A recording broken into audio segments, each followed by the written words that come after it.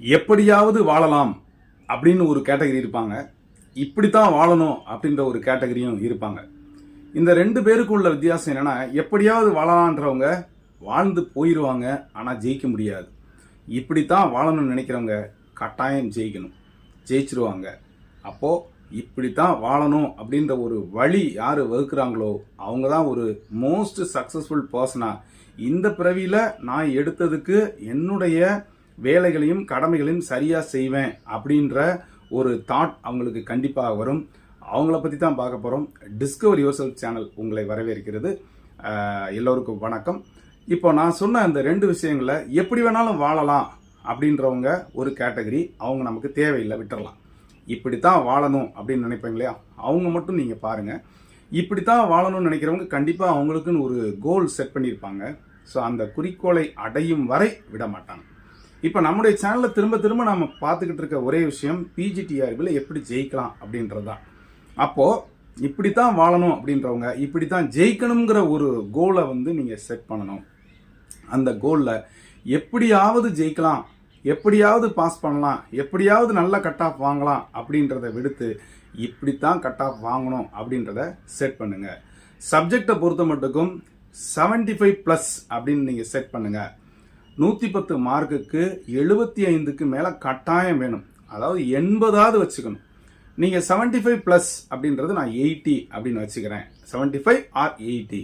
அடுத்து ரெண்டாவது என்ன நீங்கள் செட் பண்ணணும் அப்படின்னா, எஜுகேஷன் சைக்காலஜியில் நீங்கள் அவுட் ஆஃப் 30 கண்டிப்பாக 20+ வாங்கணும். 20+ அப்படின்றது 25, அட்லீஸ்ட் 20 வச்சு கூட வச்சுக்கோங்க.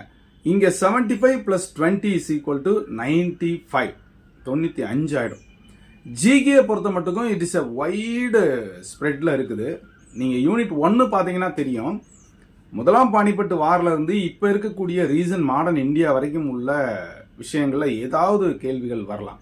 கான்ஸ்டியூஷனை பொறுத்த மட்டுக்கும் ஏகப்பட்ட விஷயங்கள் இருக்குது, அதுலேயும் நீங்கள் கட் ஷார்ட் பண்ணலாம். பெரும்பாலும் பெண் கல்வி, எஜுகேஷன், ஹியூமன் ரைட்ஸ் இது சம்பந்தமான ஒரு சட்டப்பிரிவுகள் தான் திரும்ப திரும்ப கேட்டுக்கிட்டு இருப்பாங்க, நீங்கள் பார்த்தீங்கன்னா தெரியும். அப்போது அந்த வகையில் பார்த்தீங்கன்னா ஒரு கரண்ட் அஃபேர்ஸில் 2 அல்லது 3 கேள்விகளை எளிதாக வாங்க முடியும். இன்னும் 2 கேள்வினா 5+ அப்படின்னு வச்சுக்கோங்க. 75+, 20+, 5+. இந்த ப்ளஸ்ஸே இல்லைனா கூட நீங்கள் 100 மதிப்பெண்கள் வாங்கிடுவீங்க. 3 டிஜிட்டில் வந்துடும். அவுட் ஆஃப் 150 100 வந்துட்டீங்கன்னா கண்டிப்பாக எந்த நீங்கள் ஒரு சப்ஜெக்டாக இருந்தாலும் எளிதாக நீங்கள் உள்ளே வர முடியும் அப்படின்றதான் இன்னைக்குள்ள ட்ரெண்டு. அந்த வகையில் நீங்கள் எங்கே நீங்கள் லேக்கிங்காக இருக்கீங்களோ அங்கே கான்சென்ட்ரேட் பண்ணுங்கள். ஜிகேல இருக்கீங்களா, எஜுகேஷன் சைக்காலஜியில் இருக்கீங்களா, சப்ஜெக்டில் இருக்கீங்களா? இன்னும் ஒரு ஆச்சரியமான விஷயம் என்ன அப்படின்னா, ஒருத்தங்க சப்ஜெக்ட்ல மட்டுமே கிட்டத்தட்ட ஒரு 91 மதிப்பெண்கள் வாங்கியிருக்காங்க, 91 மதிப்பெண்கள் வாங்கியிருக்கிறாங்க.